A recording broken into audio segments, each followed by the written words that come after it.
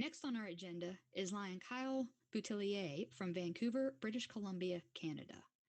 He served as one of the Leo Lion board liaisons for 2018-2019 and will be sharing some information collected by the Young Lions Task Force earlier this year from a survey of the current North American district governor-elects. I'd like to welcome Lion Kyle.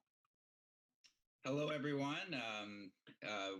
My name is Kyle, and I'm the Young Lions Focus Committee Chair. And just wanted to give a very brief presentation. As Jordan mentioned at the beginning of this symposium, that we had a DGE survey sent out in February. So we just wanted to give a little bit of information about that. And next slide, please. So the survey was distributed to all North American DGEs. We had 52% of the surveys returned and completed, so we got a passing mark. It would have been good to have a few more, but it's okay. We got more than 50%, so that's awesome. And the purpose was we just wanted to understand what our future leaders or district governors are planning in the next year, and where us as the Young Lions Task Force can better focus our efforts. And we had 10 questions, and now I'd like to highlight a few of those questions. The first one was, what are the biggest challenges in attracting young lions? And these are the top two answers, as you see on your screen. Misconceptions that meetings are more important than service projects, and membership dues. And we'll give a little bit more information about that towards the end of this brief presentation, but just wanted to share this first result, the question. The next one was, what are the biggest challenges in retaining young lions? So number one was quality of meetings, and number two was lack of service projects. The next question was, how likely are you to start each of the following types of clubs during your year as district governor? And the most likely type was the Leo Club, and the least likely was a Leo Lion Club, which is probably very sad for myself as a former Leo Lion board liaison and for our Leo Lion board liaisons that just presented. This is definitely a really awesome club type, so we do hope that you perhaps reconsider, or perhaps it's just maybe you don't have enough information. So please email the Young Lions Task Force or email your Leo Lion board liaisons, and they would be happy to provide more information about that one. The next question was, how likely are you to use a document that provides helpful guidelines on welcoming young lions into clubs? 78% said they would use such a document. And the good news is that in the next month or so, we will actually be publishing a document that does have helpful guidelines on welcoming young lions into clubs. So please do stay tuned for that.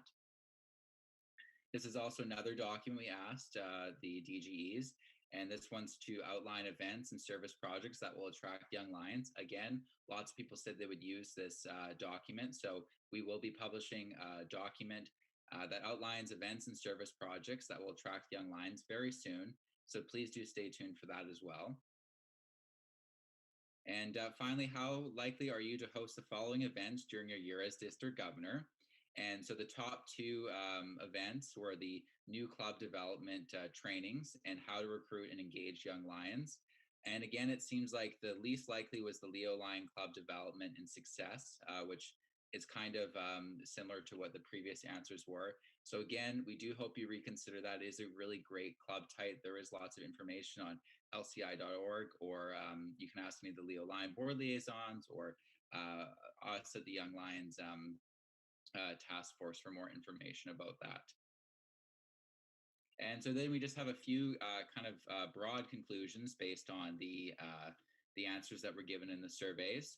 So the first recommendation is to invite prospective members to a service project, not a meeting. It seems that frequently it's the meeting that that you invite prospective members to, which is fine, but as you can see, it is quite challenging when it comes to meetings to keep people engaged. So perhaps an idea is to first invite them out to a service project, really get them engaged in the service component, which is the most important part of the Lions organization. And then afterwards, invite them to a meeting and formally invite them to join the Lions.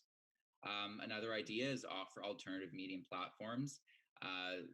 Right now, lots of Lions clubs are meeting virtually. So why not continue this after the pandemic and have an in-person meeting for everyone who can make it, but also allow members to video conference in. And this will be very attractive to young people who might be busy juggling a lot of different commitments. And if they can just tune in for 30 minutes on a Zoom call or whatever to listen to the the business part of the meeting, I think that will be very helpful. The next one is to have quicker and more efficient meetings.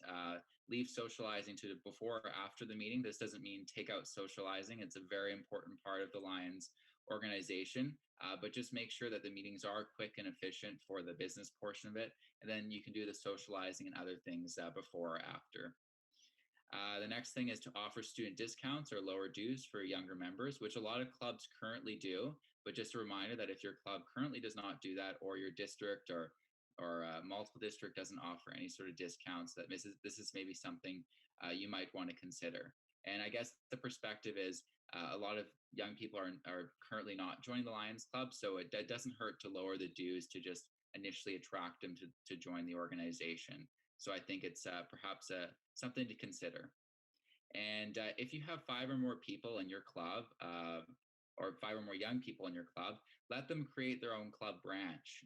This is something that I've seen quite a few clubs recently do, but if you are in a club and there are quite a few young people, you just need 5 people and they can go start their own club branch. They're still members of your club. They can still help with the major service projects, but it allows them to have some sort of autonomy, that they can create some of their own smaller service projects and have their own kind of meetings. So that's just a few ideas that we had based on the DGE survey. We will have more information in the future, but just want to provide a little bit of information for you based on the results. And I'll just quickly check the Q&A in case there's any major questions here.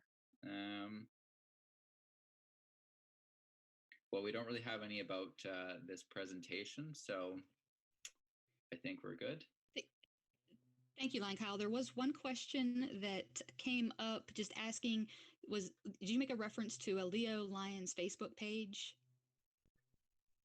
Oh, there is. I do. There is a Leo Lion Facebook page. I don't know if I made a reference to it, but yeah, we can send you information about that. I'll paste the link after this presentation. Yeah, if you can put a link in the chat that we can pass on. It was a question that came through Zoom that someone was having a tough time finding that particular group or page. So that's one way. Thank you for some interesting insights about the district governor-elect survey results, and hopefully maybe events like this will help raise more awareness for the Leo Lion clubs as a new specialty, or a newer specialty club that Lions Clubs International offers.